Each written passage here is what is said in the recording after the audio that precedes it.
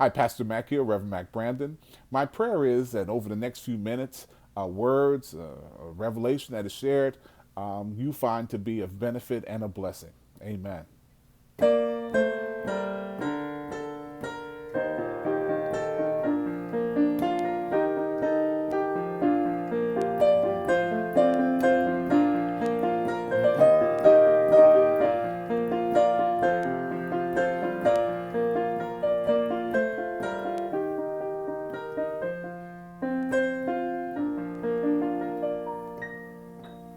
That's a song called Faith of Our Mothers, and it's apropos because today is Mother's Day.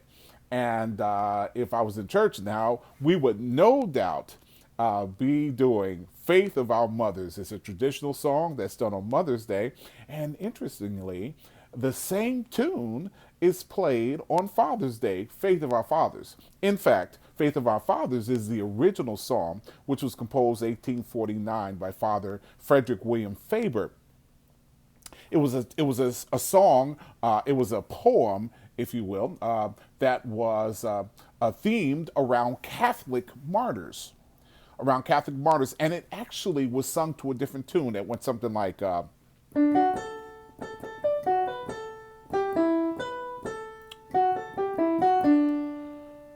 they sung "Faith of Our Fathers" to that tune. It's a tune called Sawston. In the 1860s, they then adopted St. Catherine. St. Catherine is that tune, right?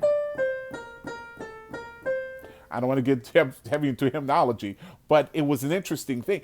Then in the 1920s, a Protestant minister wrote lyrics for mothers, right? So there was a abridgment, there was an arrangement done, a Protestant arrangement done in between for Faith of Our Fathers. But in 1920, around that time, his name was Reverend Arthur Patton. He wrote these words for mothers, Faith of Our Mothers. So that song has gone through changes. It's gone through changes in terms of its lyrical content and in terms of its actual tune. And depending upon your denomination, you still, if you're Catholic, you might still be singing "Faith of Our Fathers" to the tune Sawston.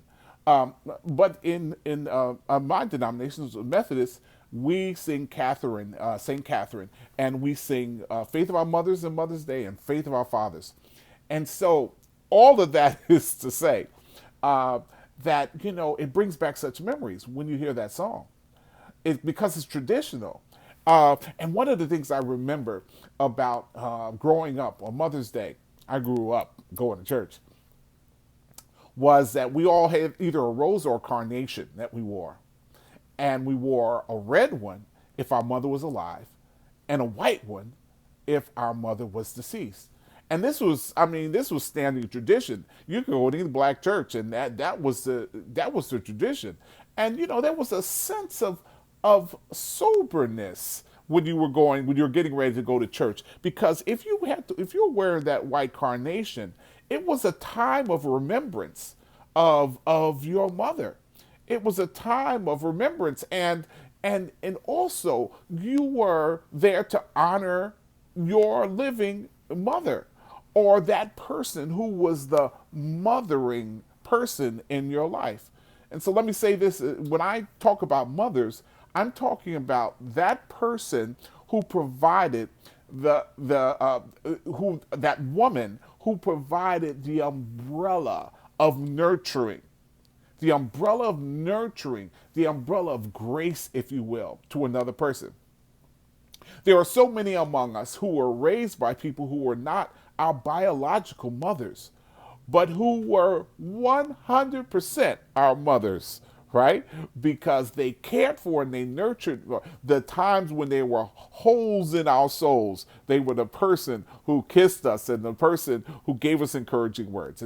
And those are the mothers that we celebrated in days past and that we celebrate today. We want to look at three things. Number one, we want to look at mothers in memorial.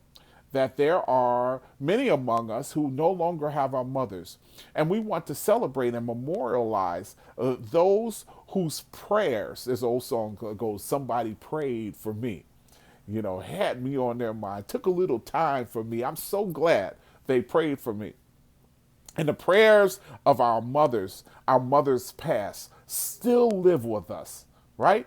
The spirit of them still lives with us. And so we memorialize those dear mothers. There could be mothers, they could be grandmothers, they could be stepmothers, they could be a foster mothers, they could just be a person who stood in the gap, who stood there and said, I will be that caretaker. And so we memorialize those people who are past. We also honor those people who are present. Well, let me just get this. I have some papers here. That we honor those who are present. We also encourage those who are in the midst. And so today, my hope is that this is an encouragement. I have an encouraging word for those of you who are in the midst. And motherhood has probably been tested in ways that we have not seen before with this COVID virus. We have had to look at children 24/7, right?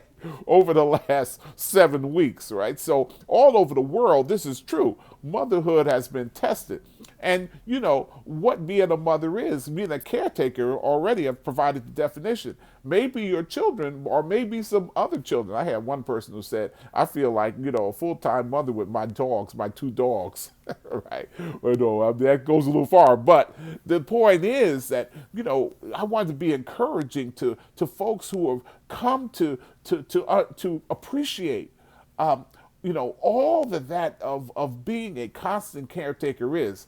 To be honest with you, many times people send their children off to school and they're thinking work. They're thinking, okay, I'm going to, before care, after care, and for the 8 hours in between, you got it, principal. You got it, teacher.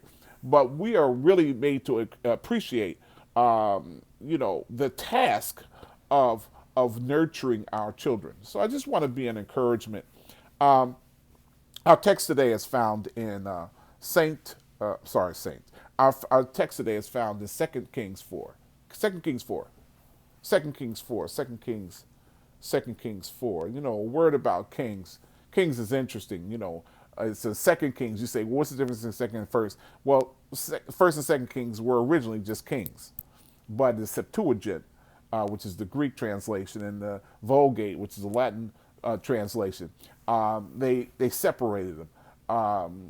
Just for practical reasons, not for content reasons in any way, just for practical reasons, because they wrote on tablets, they wrote in codexes, and they just didn't, as a practical matter, they needed to separate it. So First Kings is a canon, is a one piece, and it looks at essentially two of the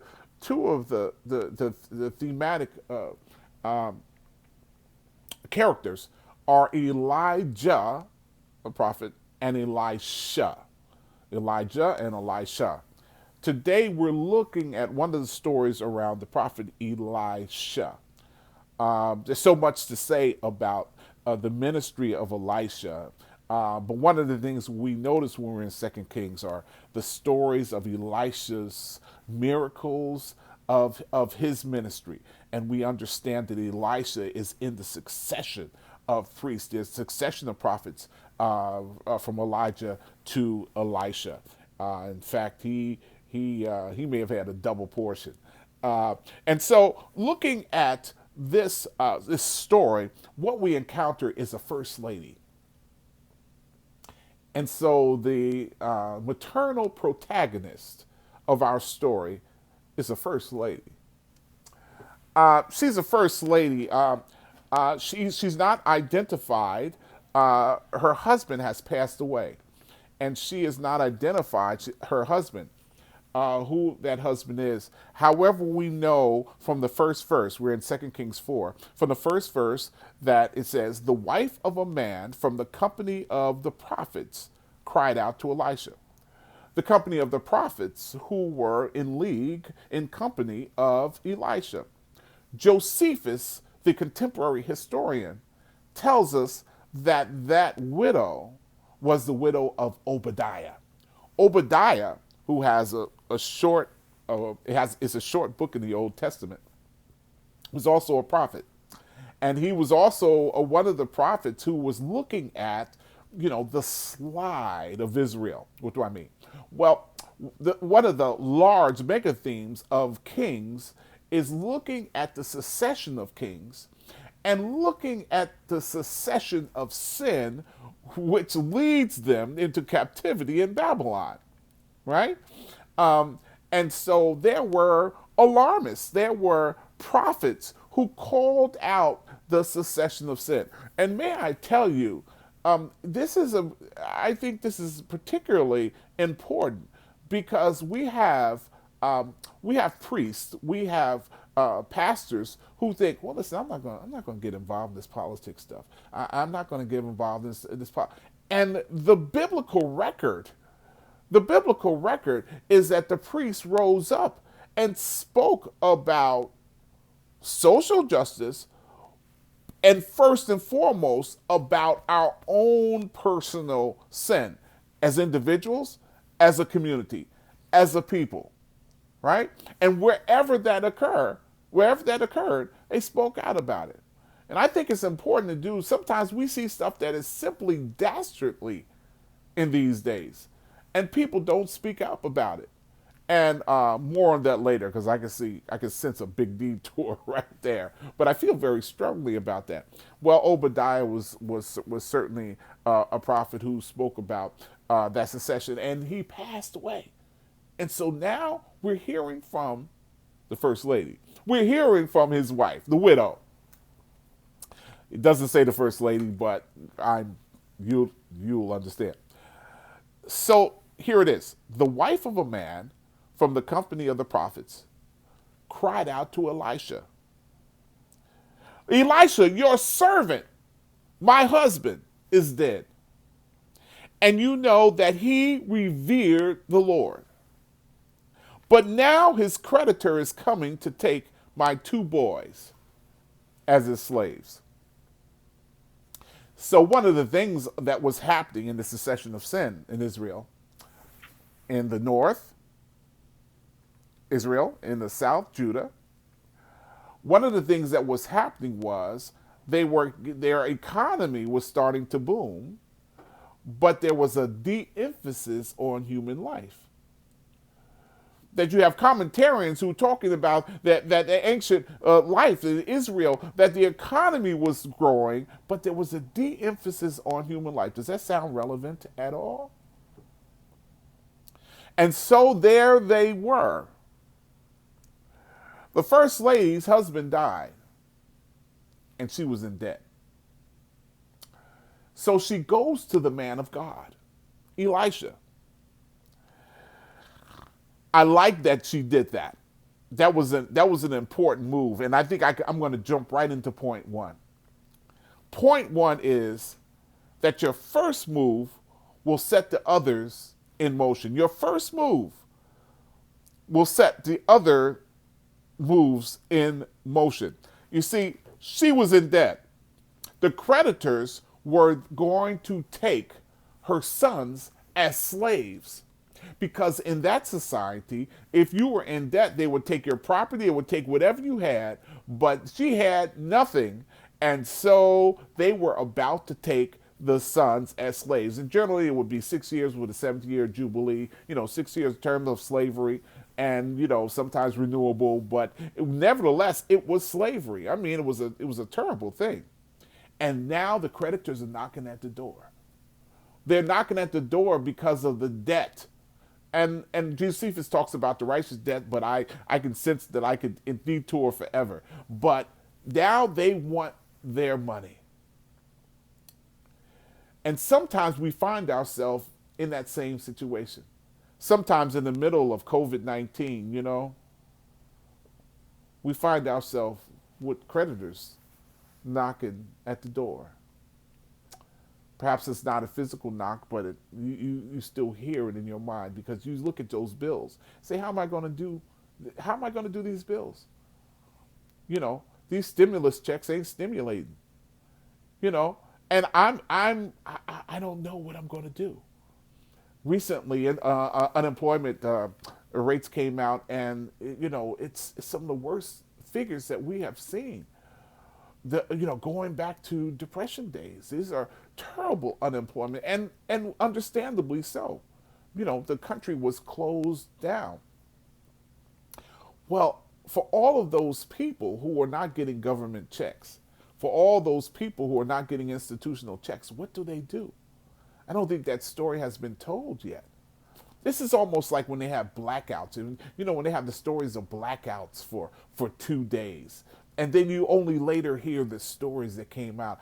We haven't begun to hear the stories of being 6 weeks, 5 weeks, locked in a way.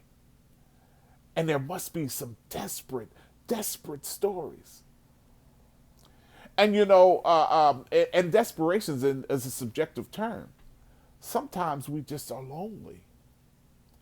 Sometimes we're saddled with the ills of yore, the things that have happened in the past, and we're living with ourselves, and we can't distract ourselves. We can't go to Madison Square Garden. We can't go to somewhere and look at the basketball game or the football game, and we can't go and see our favorite group, and we can't go to the bar, whatever those distractions that are so prevalent in society. We don't have those distractions. We only have ourselves. And for many people, you find yourself in a desperate place because we all come to a wall. We all come to a place where we hit the wall, where we see ourselves and we don't see what we like. So what do you do? What do you do in that place? What do you do when you look at the bills and you look at your account and you don't see what you like? Your first move is an important move. And so that's my first point. Your first move is an important move. And your first move tells a lot about who you are and about what is on the mantle of your soul. Right? The first move tells a lot about what your priorities are. What is on the mantle? What is on the altar of your heart? Right? What do I do? Who do I call? Where do I turn? Says a lot about who you are. Right? And so the first move of First Lady, the first move of our widow is that she went to the man of God. And that was a good move. And it is a good move when your first move is prayer. When your first move is to go to the man of God or go to God. That's a good move. Now, let me tell you something. This is a real good thing. Sometimes it's not our first move. Sometimes it's not our first move, right? Sometimes our first move is the things that are on our altar. Sometimes we think, well, okay, I'm going to call this person. I'm in a desperate place. My back is against the wall. My emotional back is against the wall. My desperation is at an all-time high. Who do I turn to? Sometimes we'll turn to someone who cannot answer. Sometimes we turn to someone, or we turn to something that cannot give us peace. Sometimes we turn to an object. Sometimes we turn to a chemical. Sometimes we turn to that which mimics intimacy but is not. And it doesn't give us peace, right? So the first move will set the other moves in motion. Now, here's an interesting thing. The great thing about God is that he's the God of another chance. And it's not like, listen, you didn't come to me before, so you go ahead and get out of my face now. No, that's not the God we serve. So he's the God of another chance. So you can try other stuff, and when it fails, you can go to God. But I'm telling you, when stuff besets you, the first move is going to set other wheels in motion. And when the first move is going to God, it makes all the difference in the world. And that's what the First Lady did. Let me go put my glasses on so I can read. Right? And so she told Elisha that this is what she needed. This is what Elijah did. Elijah answered her, "How can I help you?" Now, he didn't stop there. Because if he had stopped there, I'm in verse 2. If he had stopped there, then the interaction would have been human to human, person to person. Many times we stop there, and that's the problem. We stop and think that, Myrtle or Johnny or Jose or Marianne, we think that they are going to be the answer, and they are finite in their understanding as I am. And so the answer that we find will be a limited and finite answer. But she sought the man of God. And when the man of God answered, he says, your servant. No, he said, how can I help you? Sorry. He said, how can I help you? But he didn't stop there. He said, tell me, what do you have in your house? He said, tell me, what do you have in your house? Now that sounds like an odd question. Have you ever asked somebody, have you ever told somebody about your troubles? And not only was the glass half full, it was like the glass was empty, right? And the person says something like, well, at least you have your health. Like, there's a part of you that wants to rear up and punch him in the nose, right? Right? I'm trying to tell you my misery.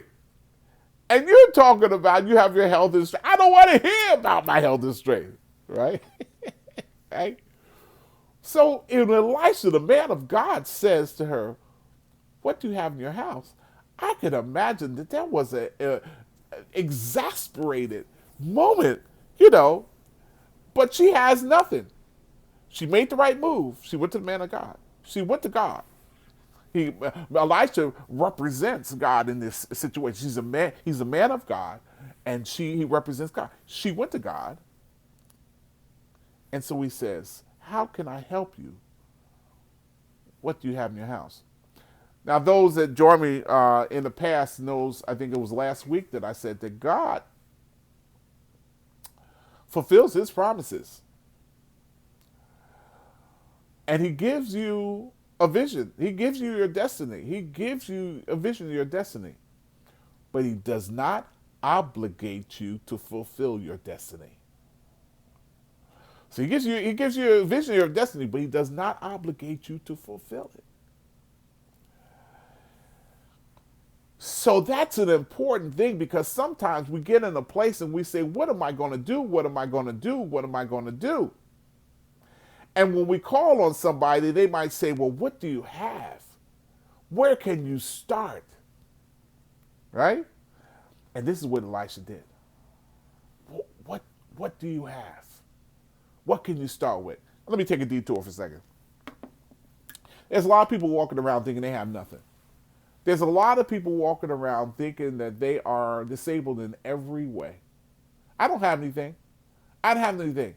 You get I got a pimple on my face. I am so ugly. I am stark raving ugly. Right? We have people, one thing can be wrong, and all of a sudden, everything about them is bad. Right? Sometimes you can make a mistake and do something that's wrong. And now you are castigating yourself. Now you are, right? That one little pimple turned into like a mass mole all over your body, right? And people convict themselves. Why? They put themselves on the altar of God. They put themselves on the altar of God. And so they convict themselves. I'm not worthy to live. I don't even want to live because these things aren't going right. And my judgment is that everything is wrong. Right? And it's a scary place. It's a very scary place, and it is a wrongful place because God is on the throne, right? And so sometimes we don't see what we have around us. May I tell you that right now I'm sitting here and I can tell you 100 things that are wrong with the things that I'm looking at. It's actually kind of messy in this room. I'm not going to turn the camera. It's actually messy, right? But you know what? What I have is a camera, and I just turn the camera on and I'm talking, right? What's in your hand? What's in your hand, Moses? What's in your hand? Choose life. Choose ye life, right? So that's what he's saying. He says, what do you have? Let's go for it. She said, your servant has nothing here at all. See, this is where this is where I'm reading that exasperation, because she didn't say the servant here has nothing. She has nothing here at all, except, watch this, except a small jar of oil. Commentators think that it's cooking oil, a small jar of olive oil, because olives were, expensive. They were delicacy. And so olive oil was not something that you just, was a discounted product.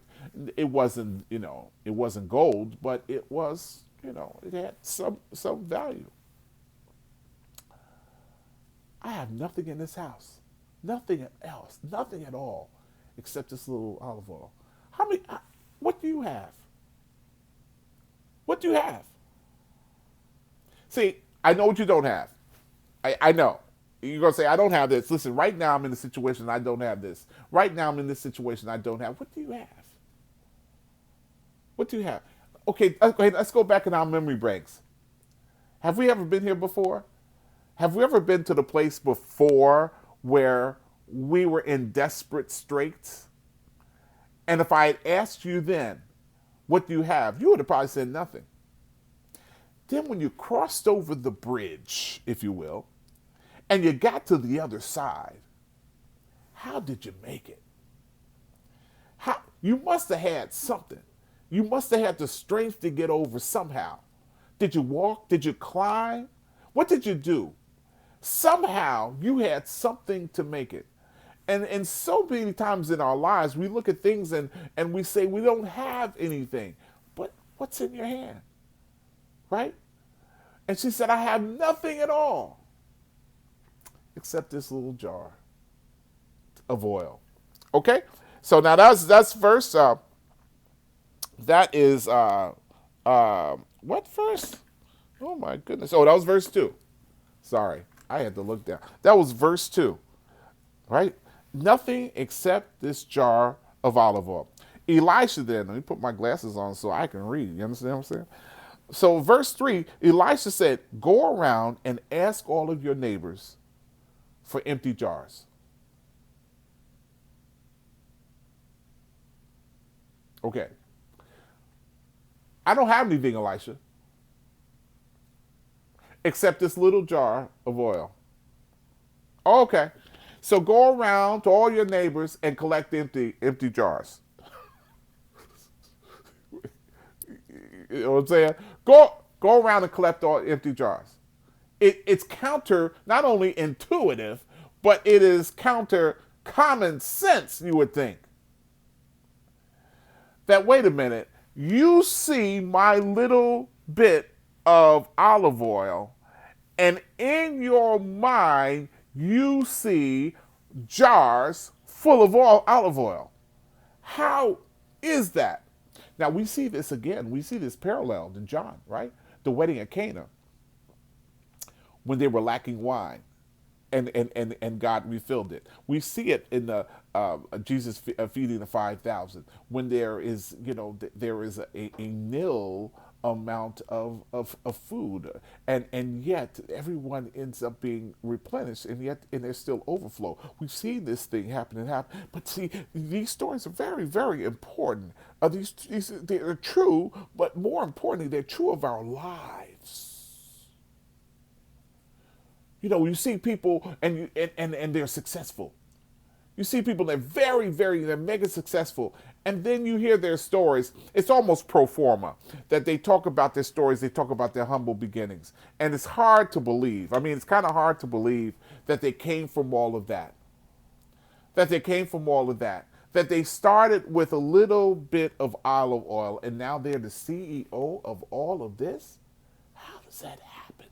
If I had told that person that you were going to be the CEO of something when you were, you had your jar, the lid of your jar open, and you were, oh, this is a different jar. You had a jar, empty jar, and you were going around at 7 o'clock at night trying to catch lightning bugs. Let me see if I can catch a lightning bug. I'm going to catch a lightning bug. Hey, look here. I got myself a light in the room. Because I got a jar of lightning bulbs, punch the holes on the top. I don't know if anybody else did that. Punch the holes on the top, and at night you have like 4 or 5 lightning bugs going out. They were your bulbs, right? Right? And it was a beautiful thing. It was a beautiful thing, right? But if you had asked that person, can you see yourself being that? Well, as a dream, you can see it. But in terms of the steps and what the moves you make, no. And so when he said, go ahead and fill these vats, fill these jars, get it there. And this is what I like what he said. He says, this is big faith. We're not going to do little faith. He said, this is verse 3. Go around and ask all your neighbors for empty jars. I wonder what the neighbors thought. Ooh, boy, she must have a whole lot of oil. She wants all of our empty jars. Okay, I got an empty jar here. Take the empty jars. I don't have to leave it out for recycling. Here, take it. Here, take it. Take. Okay, all right. I don't know. Either she's got a lot of oil or she's crazy. Or if they know God, they would say, okay, that's a woman of faith. All right? See, if they're in the natural, she's crazy. But if they're in the supernatural, I understand what's happening. I get it. Right? So, all right. So he says, go around and ask your neighbors for empty jars. He said, don't ask, just a few. Then, verse 4, then go inside and shut the door behind you and your sons. Do this in privately. This is between you and God. Pour oil into all of the jars, and as each one is filled, put it to one side. So what was the first thing? The first move you make will set the others in motion. The second is what you need, you already have. You see, Mrs. Obadiah has just a little bit of oil, but that little bit of oil is all that she needed. This little bit of oil and this much faith. See? This little bit of oil and this much faith combined together. See, God is the God of not arithmetic. We do arithmetic. You remember, it was 2 years old. What's 1 plus 1, Johnny? 2. What's 2 plus 1? 3. Our God is the God of multiplication. Multiplication. It's hopscotch over that. He just skips right over that addition. I got this much oil and this much faith. Right? So it's that's an important thing. That's an important thing. That's my encouragement to you. That is my encouragement to you. Let me just detour for a second to say, it's our encouragement based on our history. Listen, how many mothers, how many grandmothers fed us on a prayer? How many got the money for the book club on a prayer? How many got the money for a class trip or for school clothes on a prayer? Somebody say amen. Right? This much and this much faith. Right? And so we memorialize those women because they understood where to go. We honor the women who have done it and are doing it today. And we encourage you to place your faith in God. This much oil, this much faith. Let's go ahead. So, that's what they did. She sent the sons. Verse 5. She left them and shut the door behind her and her sons. The sons brought the jars to her, and she kept pouring. She kept pouring. One jar after another. she kept pouring. Now look, so if for anyone who is agnostic, who is watching this, and one of my great prayers is that if you're in a place of agnosticism, um, that you consider your life, because we're all searching for the spiritual. We're all searching. Everybody's searching. They say they're not searching. Oh, I don't believe in this. What do you believe in?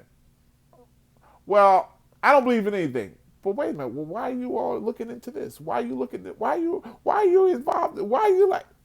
Our hearts, our hearts are searching, right? And the truth of the matter is that things happen in our lives, metaphysically and supernaturally, that are faith based, and there is no natural reason that some of us have the successes we have. Oh, we put it down. Isn't that such a coincidence? You know what? I felt like I heard something. I felt like there was a voice. I just the voice said, "Johnny, don't go down that aisle. Don't go down that alley. Just turn left." And I don't know. Let your conscience be your guide, right? And somebody's speaking into your conscience, right? And so somehow we end up with that feeling. You're saying, well, I don't know. It just seemed like something told me to feel that, something told me to do this thing. And now I'm lucky. I guess I'm just lucky, I guess. No, you're not just lucky, you guess. Right? Okay.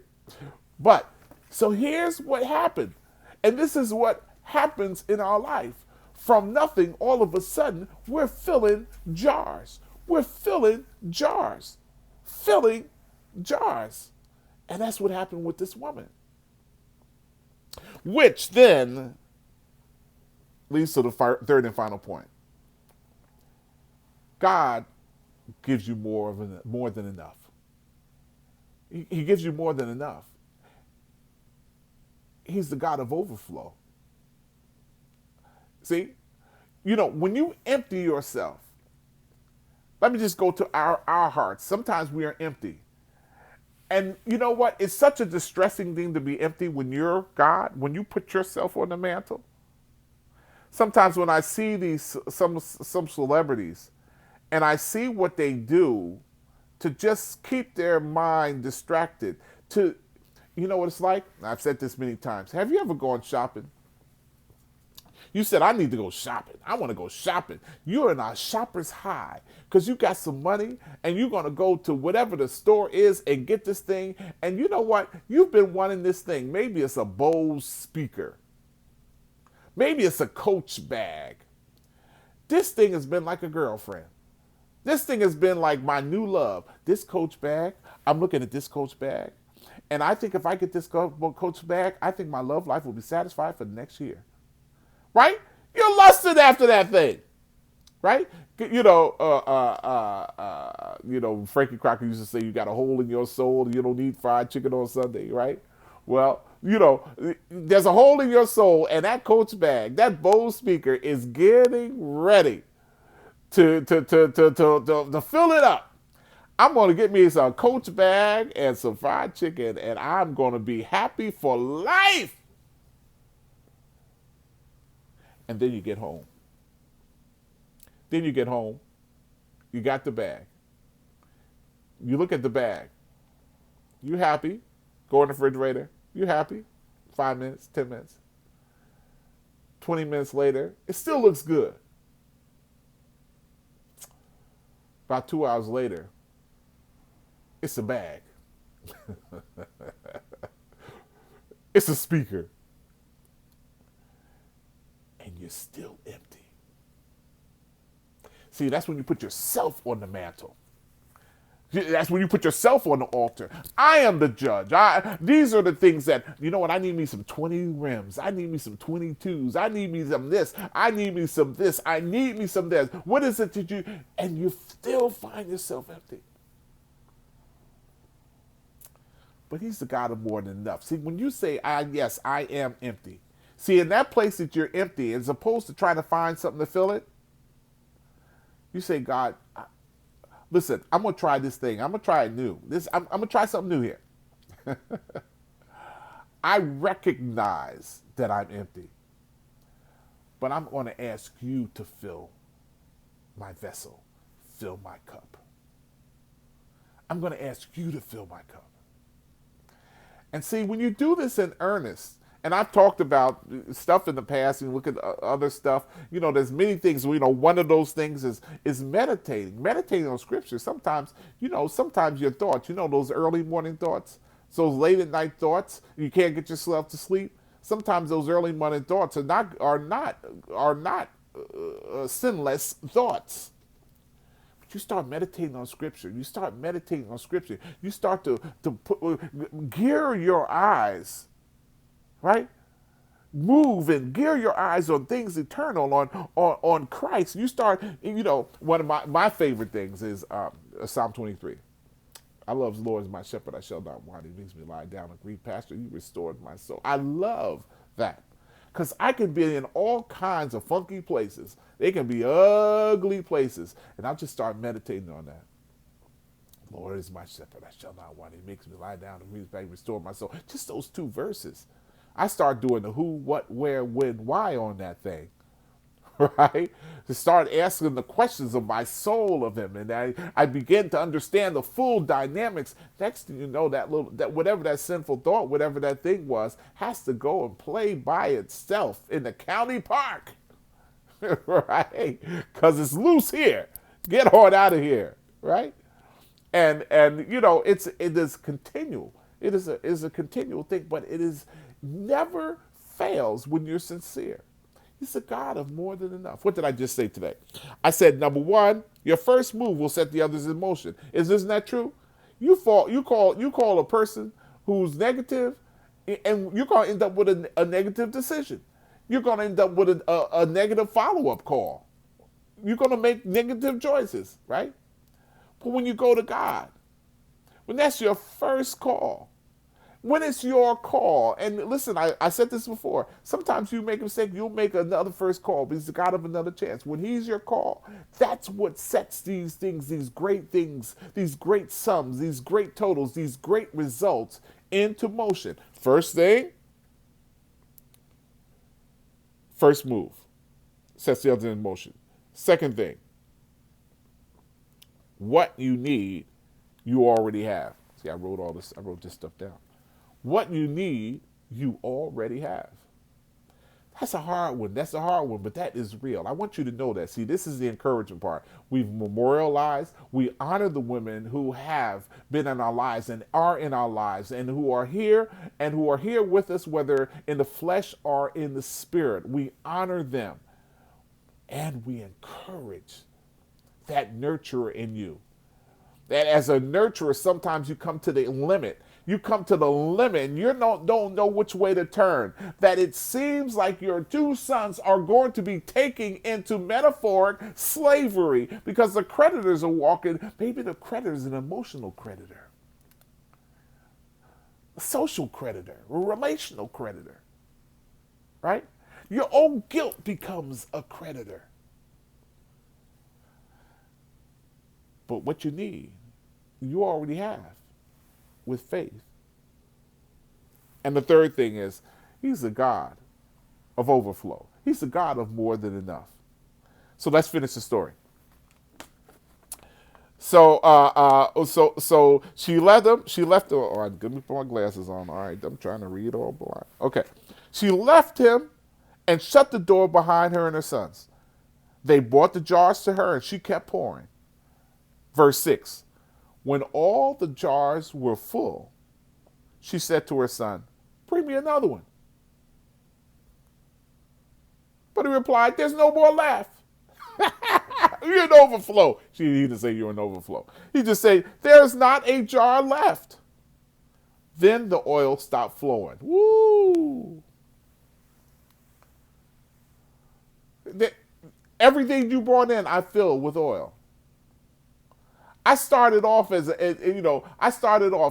hear these stories. We didn't know we were poor. But you was poor as a church mouse. Right? Them some poor mouses. And there you were, depending on how much saran wrap the church has. But there you are. Doesn't like, it looks like it's a bleak future for you. But with a little faith, what does he say? The faith of a mustard seed? With a little faith, he multiplies it. So the oil stopped flowing after all the jars were full. Verse 7. Then she had to find the man of God. See, because her obedience in the wake of looking like nothing was going to go right. And I really want to encourage somebody today, because I need you to know, and I hope that whatever, I know I'm silly, I'm whatever, but I want you to know sincerely that don't give up, right? Don't give up on this day, right? This is the day of grace and nurturing and caretaking. It's Mother's Day. And then whether you're a mother or a father or a son or a daughter or a sister and a brother, doesn't matter, that the love, whatever the love is that we venerate from our mothers, is just God's love. Sometimes we make gods of our parents. That's a whole other sermon. We make gods of our children. We make gods of our sisters and brothers. It's all God's love expressed in the relationships. That's good. Finally, she went to find Elisha. He has several miracle stories in 2 Kings, but she went to find him. There's another story which replicates it to some degree, but this is wonderful. She went and told the man of God, and he said, "Go sell your oil."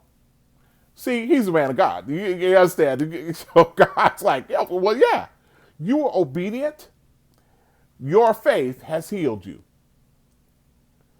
Your faith has healed you. He says, now that's not in the text, but you understand? So she went and told the man of God, and he said, "Go sell the oil and pay your debts. You and your sons can live on what's left." They fed the 5,000, and there was still 12 baskets left. So brothers and sisters, be encouraged. Be encouraged on this Mother's Day. Congratulations and happy Mother's Day to everyone, to every mother and every mothering spirit. And the same holds true for tomorrow and each and every day. But be encouraged, because your faith and just the seed, your faith in just the droplets of oil, your faith, what's in your hands. If what's in your hands, you merge that with faith and move in obedience to his way and to his will. Watch God work. Watch him work. Watch him work in your life. Watch to see what dividends. It's a beautiful thing. God bless you and God keep you. For in this time of challenge, we're already beaming in the knowledge of victory. Because this too shall pass. But only the things for Christ will last. And so we say yes, and we say amen. Have a wonderful day.